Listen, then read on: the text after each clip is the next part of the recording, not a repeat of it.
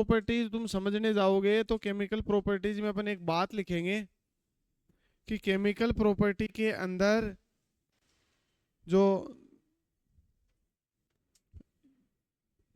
15वां जो ग्रुप है, उस 15वें ग्रुप में नाइट्रोजन एक अलग तरह से रिएक्शन दिखाएगा, बाकी सब की लगभग लगभग सिमिलर रिएक्शन चलेंगी। ठीक है, नाइट्रोजन क्यों दिखाएगा? वो ही रीजन जो कार्बन वाला था। क्या रीजन था? छोटे साइज है, ज्यादा ईएन है, ठीक है, रिएक्टिविटी हाई है as compare to other elements अपने ग्रुप वालों के अलावा, और इसकी ईएन तो कार्बन से भी ज्यादा है और साइज कार्बन से और छोटी हो गई है। इसका मतलब कार्बन यदि मल्टीपल बॉन्ड बना रहा है तो नाइट्रोजन भी कौन क्या बनाएगा? मल्टीपल बॉन्ड बनाएगा, खुद के साथ भी और दूसरों के साथ भी। जैसे carbon carbon single bond, double bond, triple bond बनाए थे, वैसे नाइट्रोजन मोस्टली कौन सा बनाता है? फिर ट्रिपल बॉन्ड। देखा है ना, अच्छा खासा स्टेबल होता है। अपन एक बार इनकी रिएक्शन देखेंगे, रिएक्शन के बाद में कुछ इंपॉर्टेंट कंपाउंड पढ़ेंगे किसके? नाइट्रोजन के, तो उसमें देखेंगे अपन कौन कौन से है ना। तो सबसे पहले अपन रिएक्शन लिख रहे हैं, पहले वाली जो रिएक्शन आ रही है उसमें अपन लिखेंगे रिएक्शन विद हाइड्रोजन। ये चीज अपन कुछ हद तक तो कल एग्जाम्पल के रूप में देख गए थे, हाइड्रोजन के साथ अभिक्रिया।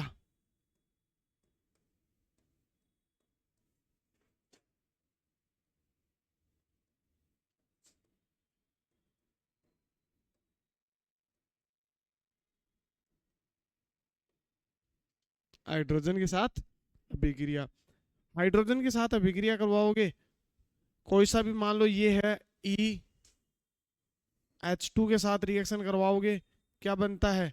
EH3। जो लोअर इसके कंपाउंड है वो क्या बनाते हैं? कुछ बनाते हैं, सब नहीं बनाते। कौन सा? फॉस्फोरस जैसे क्या बनाते हैं? EH5 भी बनाते हैं। जैसे अपन एटम का E=2, यहाँ पे क्या होगा? नाइट्रोजन, फॉस्फोरस, आर्सेनिक, एंटीमनी और बिस्मिथ। सही है। अपन चलेंगे 5 कंपाउंड बनाने के, आगे जाके अपन इसकी बात करेंगे ऑक्सीडेशन स्टेट की अगली वाली रिएक्शन में, ऑक्सीजन वाली में। प्लस के कौन कौन सी ऑक्सीडेशन स्टेट दिखाता है ये ग्रुप कौन कौन सी दिखाता है? मोस्टली ये 3 दिखाता है। कौन सी? -3, +3 और +5। हालांकि नाइट्रोजन अगेन अपवाद निकलेगा इसमें।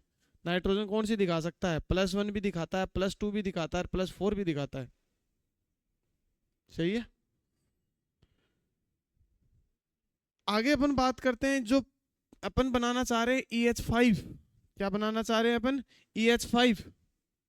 सपोज दैट मैंने इसका EH5 बनाया होता तो कौन कौन सा बनाता है इसमें से EH5? देखो देखो, नाइट्रोजन बना सकता है? नहीं बना सकता। क्यों? वही रीजन जो आज तक देते आए हैं, सेकंड पीरियड वाले 5 अपने कंपाउंड के बजाय अधिकतम बंद क्यों नहीं बना सकते? रीजन क्या दिया जाता था? बहुत बढ़िया, वेकेंट डी ऑर्बिटल। इनके सेकंड पीरियड के अंदर डी ऑर्बिटल कहाँ है? इसलिए तो बार बार बोल रहे थे अपन, BH3 बनता, सॉरी BAl6। एक एग्जांपल बोरोन फैमिली में देखा था, AlCl6-3 बनता है, जबकि BH6 या BCl6-3 नहीं बनता, क्योंकि बोरोन के औकात के बाहर की बात हो रही है। डी ऑर्बिटल नहीं है, कहां बनाओगे 6 बंद? ऐसे तुम किसके पास चलोगे? कार्बन वाली फैमिली में गए थे अपन। ठीक है, कार्बन में भी क्या कहा था अपन ने? जो सिलिकॉन है वो क्या बनाता है? माइनस, सॉरी F -2 बनाता है, लेकिन कार्बन -2 नहीं बनाता। क्यों? रीजन सेम अभी भी, वेकेंट डी ऑर्बिटल। सेम कहानी यहां दोहराई जाती है कि PNH5 नहीं बनता, जबकि क्या बनता है? PH5 बनता है। सेम रीजन आएगा। ये क्यों नहीं बना पाया? क्योंकि इसके पास क्या नहीं है? Vacant D orbital. आई बात समझ में? इसके पास डी ऑर्बिटल है, बनाएगा, आर्सेनिक भी बनाएगा, एंटीमनी भी बनाएगा, लेकिन अगेन कौन नहीं बनाएगा? Bismuth. Reason inert pair effect. पढ़ते आ रहे हैं ना, 13 ग्रुप, 14 ग्रुप और 15 ग्रुप, कुछ हद तक वो इसमें भी अप्लाई होता है। देखो इसका रीजन दो क्वेश्चन बन जाते हैं यहां से। पहला क्वेश्चन की अपन बात करें तो अपन कहते हैं कि NH5 नॉट फॉर्म्ड,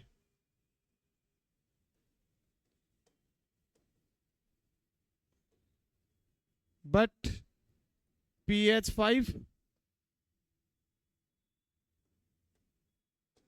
रीजन पूछता है नीचे वाई,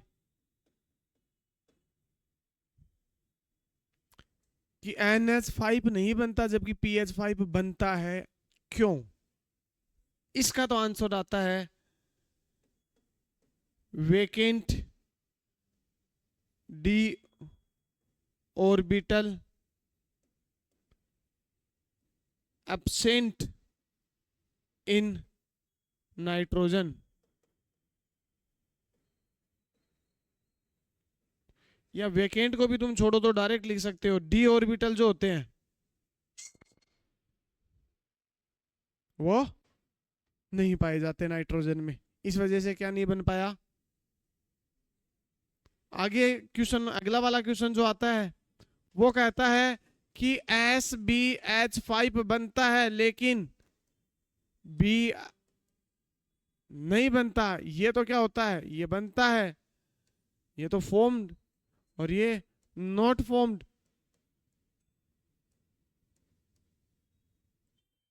रीजन पूछेगा क्यों हुआ ऐसा, तो यहां वो रीजन तो काम आएगा ही नहीं। डी ऑर्बिटल तो है इसके पास, अच्छे खासे हैं डी ऑर्बिटल, क्यों नहीं बनता? तो इसके पीछे रीजन क्या दिया जाता है? इसके पीछे रीजन दिया जाता है इनर्ट पेयर इफेक्ट। क्या दिया जाता है? इनर्ट पेयर इफेक्ट, अकिरीय युग्म प्रभाव। अब इन दोनों चीजों को एक्सप्लेन मेरे को शायद करने की जरूरत नहीं है, ना तो वो उस वेकेंट डी ऑर्बिटल वाले को और ना इसको, क्योंकि दोनों चीज अपन पहले वाले ग्रुप में पढ़ के आ चुके हैं, पढ़ चुके हैं ना, तो उनका डिस्कशन अपन नहीं करेंगे दोबारा। अब अपन बात करें, चलो मोस्टली कौन सा बनाया फिर इसने, इस टाइप का बनाया कौन सा? ES3। अब ES3 का मैं दोबारा नहीं लिखाऊंगा, कल तुमने चीजें पढ़ी थी, तुम्हें खुद को लिखनी होंगी, वो वापस मैं लिख देता हूं, रिपीट करनी है वो चीज। क्या क्या चीज? जैसे अपन ने लिखा था NH3, कलर चेंज करते हैं इसका। जैसे अपन ने लिखा था NH3, इसके बाद में कौन सा लिखा? PS3। उसके बाद में लिखा अपन ने ASH3 एंटीमनी के साथ और बिस्मिथ। सही है। अपन ने कहा था टॉप टू बॉटम जाते हैं, तो वो सब चीजें वापस लिखनी होंगी तुम्हें। कौन कौन सी चीज लिखी थी? सबसे पहले तो तुमने लिखी थी बॉन्ड एनर्जी, बॉन्ड एनर्जी के साथ तुमने लिखा था बॉन्ड एंगल, और क्या लिखा था? है thermal stability.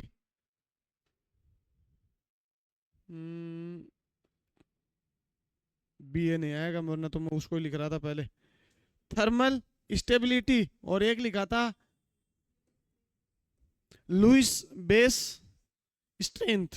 Top to bottom जाने पे बेस की तरह व्यवहार करेंगे सब के सब, क्योंकि 3 बंद बनाए हैं, 5 बना सकते थे, इसका मतलब इनके पास एक एक क्या है? लोन पेयर भी तो है। तो ये लोन पेयर क्या कर सकते हैं? डोनेट कर सकते हैं। अब बात ही आती है कौन सा आसानी से देगा, तो टॉप टू बॉटम जाने पे ये नेचर क्या होती है? लगातार ये सब चीजों की अपन ने बात करी थी, ये क्या होता है? इसकी बात करेंगे अपन, किसकी? लुइस बेस स्ट्रेंथ की बात करेंगे, तो ये क्या होती है? लगातार घटती है, क्योंकि साइज बढ़ रही है। साइज बढ़ रही है तो इलेक्ट्रॉनों को रहने के लिए अच्छी खासी स्पेस मिल रही है, क्यों देगा वो दूसरों को जब खुद के पास स्टेबल है? इसकी बात करोगे, थर्मल स्टेबिलिटी क्या हो रही थी? ये भी घटेगी और ये भी क्या होगी? क्योंकि बॉन्ड एनर्जी के डायरेक्ट प्रोपोर्शनल होती है थर्मल स्टेबिलिटी, मान के चलते हैं, क्योंकि जितना बॉन्ड जितना ज्यादा मजबूत बनेगा उसको तोड़ना उतना ही मुश्किल होता है। हीट से तोड़ने की तो बात ही कहाँ आएगी फिर। बात आ गई समझ में। यहाँ थर्मल स्टेबिलिटी का वैसे समझाते हैं कि जो उच्च तापमान पर भी क्या रह सके, स्थायी रह सके। तो वो स्थायी रहेगा जिसका बंध क्या होगा, मजबूत होगा। और बॉन्ड बॉन्ड मजबूत होगा कि नहीं होगा, इसका पैरामीटर एक्सप्लेन करने वाला कौन सा है, बॉन्ड एनर्जी।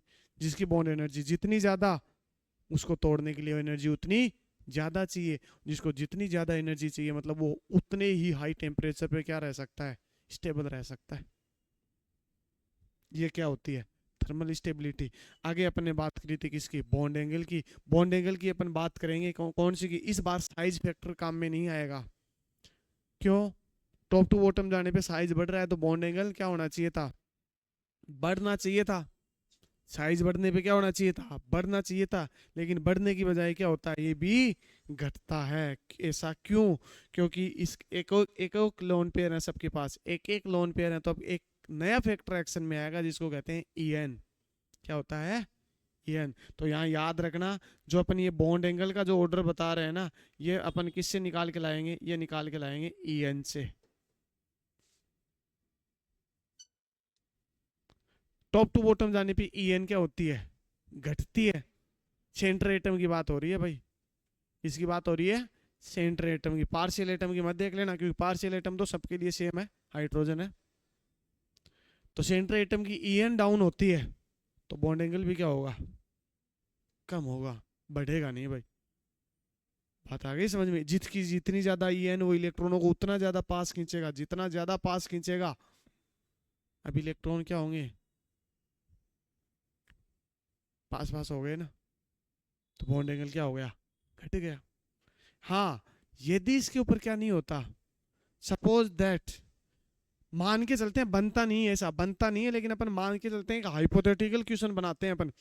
अपन कहते हैं कि अपने को ऑर्डर बताओ तुम किसका, बॉन्ड एंगल का, किसके बीच में, NH5 PH5, क्योंकि कंपैरिजन हमेशा सिमिलर में होगा। ठीक है, आगे कौन सा होगा, आर्सेनिक H3 एंटीमनी और 5, सॉरी बेटा, और बिस्मिथ। बॉन्ड एंगल का ऑर्डर बताओ। हाइब्रिडाइजेशन सम का सेम, sp3 d, 5 है मतलब हाइब्रिडाइजेशन कौन सा, sp3 d। सही ना, लोन पेयर आया तो बॉन्ड एंगल प्रभावित होगा किससे, हाँ, D2 कैसे होगा बेटी, 5 है, 5 बंद बनाने हैं तो होने कितने चाहिए, पहले 5 ही होने चाहिए। 6 का होता है sp3d, 5 है तो 5 ही ऑर्बिटल काम आएंगे, एक s का, 3 p का, 1 d का, 5 हो गए टोटल। बात ये हो रही है, यदि मैं कहाँ थे अपन, इनकी बॉन्ड एंगल की बात करूं, तो अब यहाँ साइज का फैक्टर मत लगा देना भाई। सेंटर एटम की साइज का क्या मतलब, देखना कैसे बनता है, वो बना के दिखाता हूँ। हालांकि ये नहीं बनता, ये बनता है, लेकिन चलो मैं किसी एक को इसको बना लेते हैं। कैसी संरचना बनती है, अपने हाइब्रिडाइजेशन में बना के दिखाई थी ये चीज।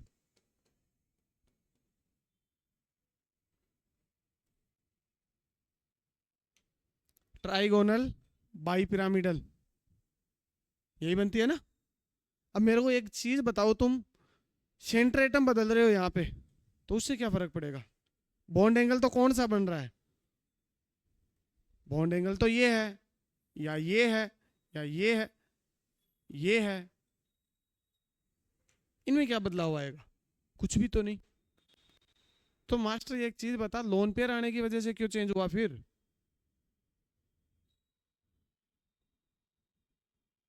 तुमने कहा कि भाई इसमें कुछ भी नहीं लगेगा, इसमें क्या प्रॉब्लम आई, संरचना बनाते हैं अपन, मानते क्यों है किसी की बात। आ जाओ, क्या लिखोगे, फॉस्फोरस, हाइड्रोजन, एक सेकंड एक सेकंड, हाइड्रोजन, हाइड्रोजन, दोनों एक तरफ भी बना सकते हो, कोई दिक्कत नहीं है। ये भी क्योंकि 3D में होती है ये, इसको चाहो तो तुम यूं भी बना सकते हो।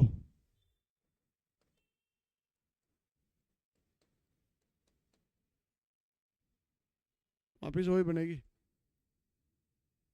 ध्यान से देखो, इसमें ये दादागिरी करेगा हाइड्रोजन, तो बगल वाला भी तो हाइड्रोजन है। कहने का मतलब है ये भी बॉन्ड पेयर, ये भी बॉन्ड पेयर, ये भी बॉन्ड पेयर, ये भी बॉन्ड पेयर, वो भी, ये दो तो अलग प्लेन में है।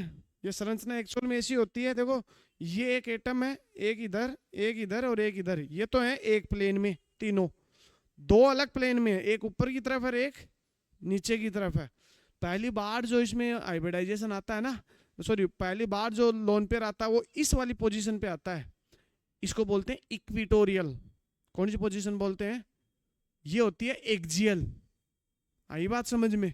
तो इक्विटोरियल पे लोन पेयर पहले आता है।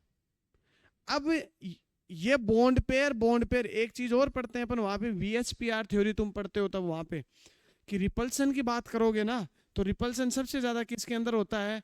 लोन पेयर में। सबसे ज्यादा किस में होता है? Lone pair. उसके बाद में किस में होता है? Lone pair bond pair. और सबसे कम किस में होता है? Bond pair. यहां तुम देखोगे कौन सा था? बॉन्ड पेयर था। ठीक है, यहां दो फैक्टर काम में आएंगे। पहला, लोन पेयर एक दूसरे को दूर भगाएंगे, एक दूसरे को क्या करेंगे? दूर भगाएंगे। ये मारा जाएगा बेचारा इसके चक्कर में। संरचना पढ़ते भी हो, कौन सी? एग्जाम्पल भूल गया। एनसीईआरटी में एक एग्जाम्पल दे रखा है, अच्छा खासा एग्जाम्पल दे रखा है, बंकित टी टाइप की उसकी संरचना दिखा रखी है। कोई ना, अपन उसको एनसीईआरटी खोलेंगे तब उसकी बात करेंगे, उस टाइम वापस याद दिलाऊंगा मैं।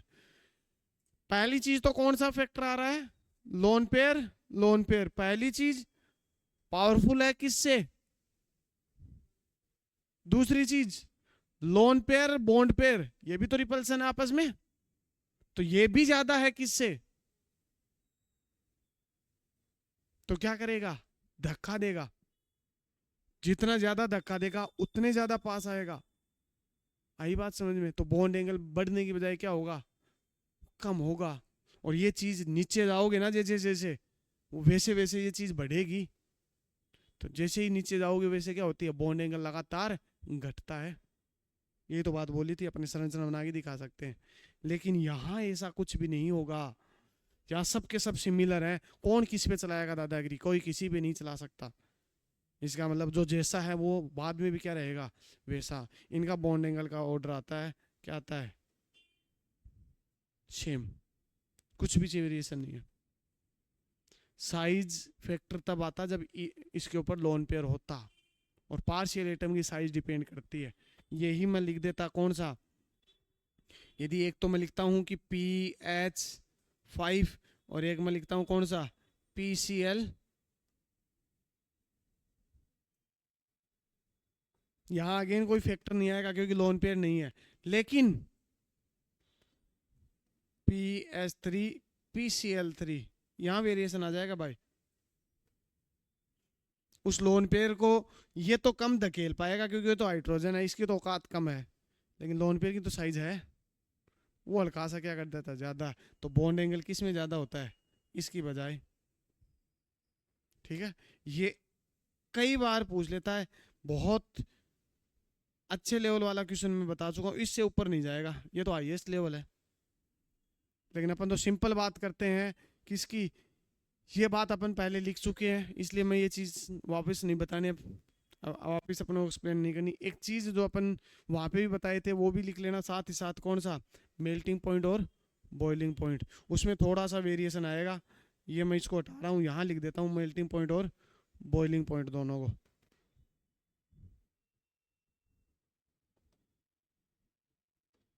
मैं बात करता हूँ किसकी?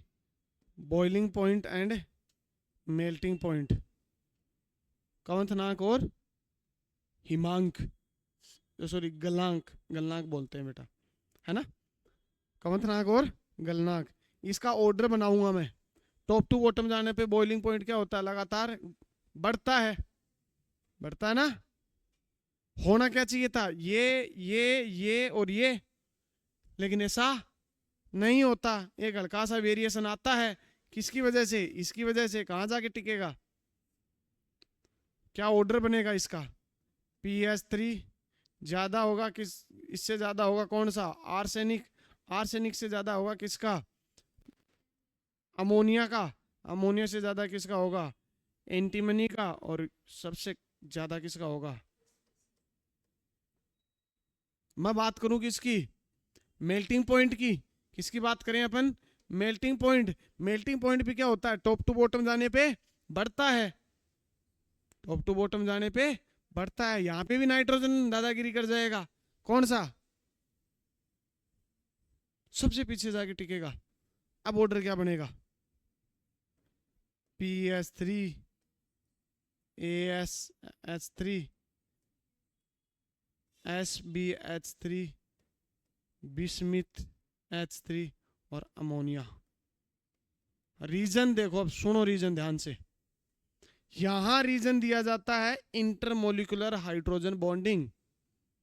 नाइट्रोजन में क्या आ गई एक एक्स्ट्रा चीज, हाइड्रोजन बॉन्डिंग।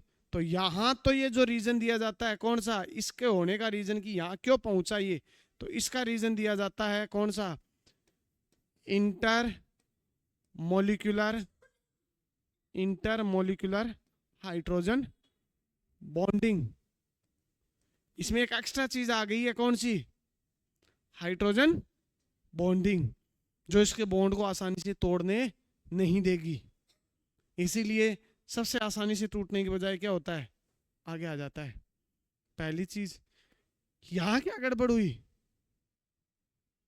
यहाँ तो हाइड्रोजन बॉन्डिंग तो यहाँ पे भी थी, लेकिन हाइड्रोजन बॉन्डिंग की वजह से तो यहाँ टिकना चाहिए था, सबसे पीछे क्यों गया वो। अपने बार बार बोलते हैं ये बात, मेल्टिंग पॉइंट डिपेंड करता है पैकिंग पे, किस पे। अरे कोई छोटी चीज है उसको आसानी से पैक करना आसान होता है, या बड़ी चीज को आपस में सेट करना आसान होता है। अभी अभी थोड़ी देर पहले बता के आए थे, एक तो ज्यादा ही है ना, स्मॉल साइज है, ठीक है, रिएक्टिविटी बहुत ज्यादा, तो ये क्या करता है आपस में ही क्या कर लेता है, बहुत अच्छे से क्या हो जाती है, बॉन्डिंग बन जाती है आपस में इसकी। तो क्या हो जाती है, पैकिंग शानदार हो जाती है। इसके लिए सबसे कम होने की बजाय सबसे ज्यादा मेल्टिंग पॉइंट होता है इसका। किसका, किस चीज का, नहीं मेल्टिंग पॉइंट इसका ज्यादा होता है बेटा, अमोनिया का। हाँ। हम्म, ये एक अपवाद है इसका हाइड्रोजन के साथ बस, बाकी तो वही कंडीशन है सेम। टॉप टू बॉटम जाने पे क्या होगी, बढ़ते हैं हमेशा। कोई एक्स्ट्रा फैक्टर नहीं आना चाहिए, देखो ये एक्स्ट्रा फैक्टर आए हैं दोनों में। बॉइलिंग पॉइंट में एक्स्ट्रा स्टेबिलिटी मिल गई बॉन्ड को किसी भी वजह से, तो क्या हो जाएगा, ऐसे ही H2O करेगा बेटा, ऐसे कौन करेगा, H2O करेगा। तो वहां पे भी अपन बात करेंगे। चलो लिख दो इसको एक बार, पीछे वाला पेज भी है क्या, ओके, मैं सोचा ही लिख लिया तुमने।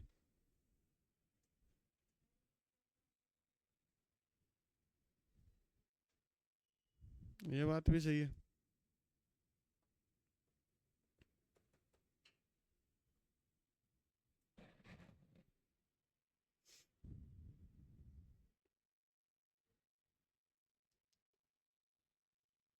ये एनसीईआरटी के फेवरेट क्वेश्चन हुआ करते हैं किसी जमाने के।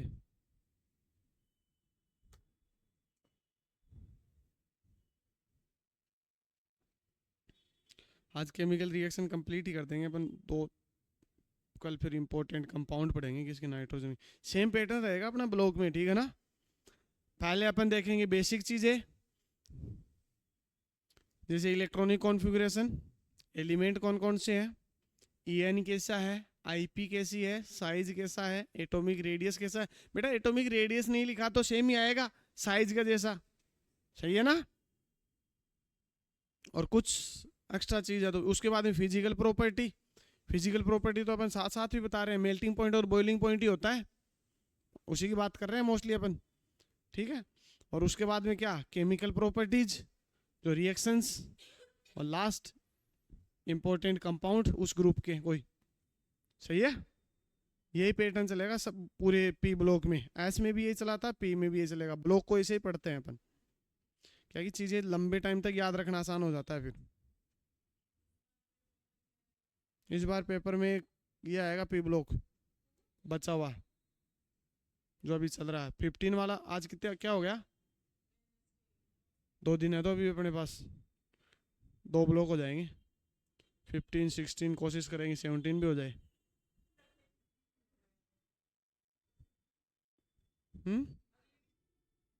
क्यों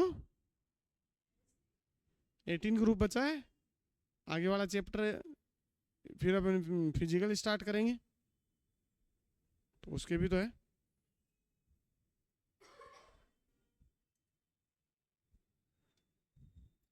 फिर सिर्फ अपनी फिजिकल केमिस्ट्री बचेगी फिर अपनी।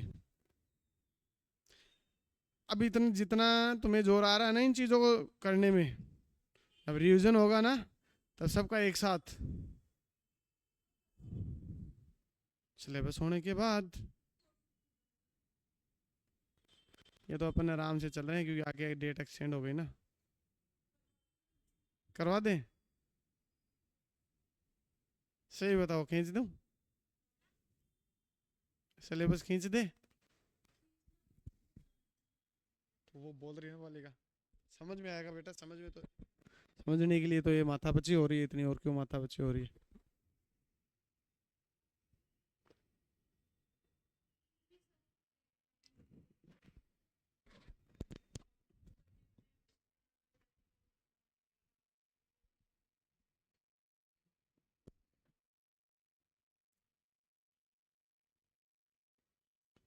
कितना टाइम हो गया तुम्हें पढ़ते हुए?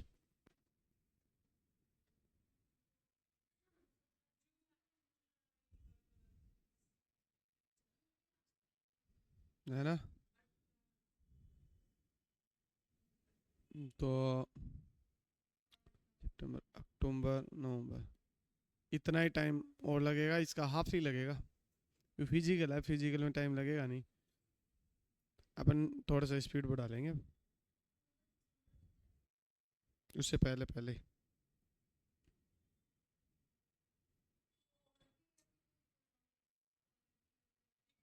यार मैं तो मेरे सब्जेक्ट की बात कर सकता हूँ, दूसरों ही कैसे करवा रहे हो तुम मेरे से। हाँ, अच्छा तुम्हें याद आ गई ये बात, बहुत बढ़िया।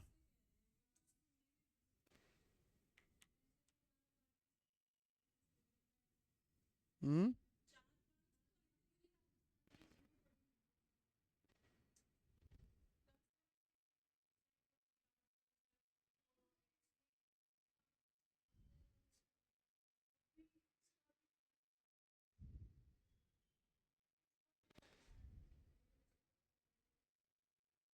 लड़ाई नहीं ऐसे नहीं करते।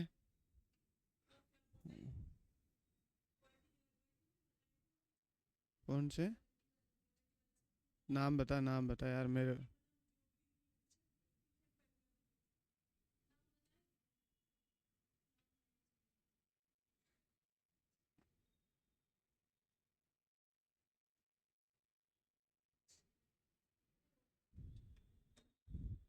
चलो नेक्स्ट, दूसरी लिखो। अरे क्वेश्चन कहाँ लिख रहे हैं? क्वेश्चन क्वेश्चन तो तुम्हें लिखाने की इतनी जरूरत है ही नहीं, साथ साथ एग्जांपल करवा रहा हूं मैं, और तुम्हारे पास क्वेश्चन बैंक है ही है ना। नेक्स्ट दूसरी रिएक्शन लिखो, reaction with oxygen. Reaction with oxygen, oxygen के साथ रिएक्शन करवाओगे इसकी, E+O2। दो प्रकार के ऑक्साइड बनते हैं, एक तो बनता है E2O3 और दूसरा बनता है E2O5। क्या क्या क्या?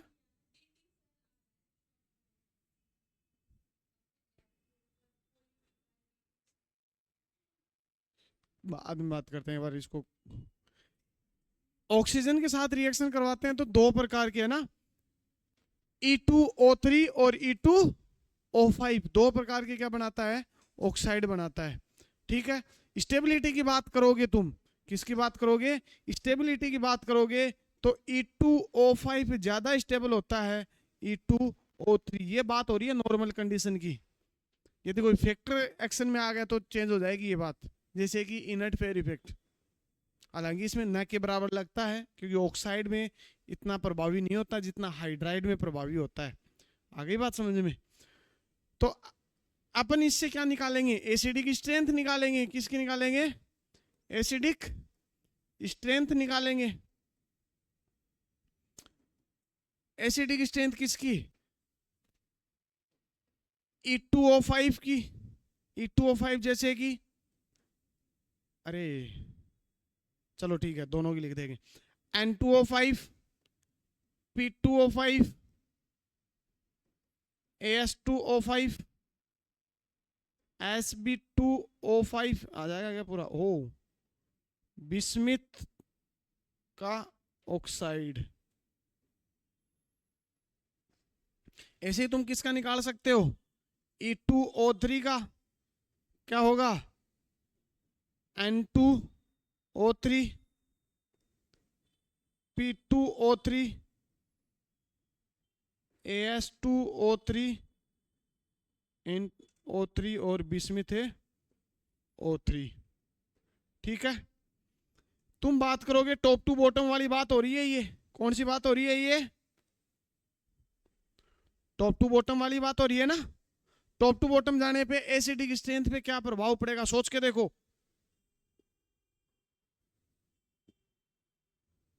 सोचो दिगर। नॉर्मली क्या होती है? यहां क्या दिक्कत आई?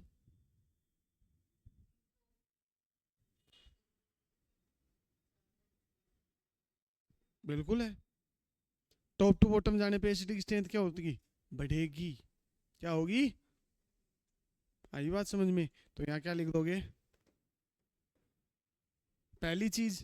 दूसरी चीज, एक तरह का क्वेश्चन हो गया, ये तो हो गया सेम सेम वाला, चाहे इसकी बात करो चाहे एक दूसरा क्वेश्चन आपस में एक दूसरे का। तुम्हें दो एग्जांपल दे दिए, P2O5 और P2O3, ज्यादा ऑक्सीडेस एसिडिक स्ट्रेंथ किसकी? ये क्वेश्चन ज्यादा आते हैं। सिमिलर का तो तुम्हें याद रहता है कि टॉप टू बॉटम जाने पे बढ़ेगी।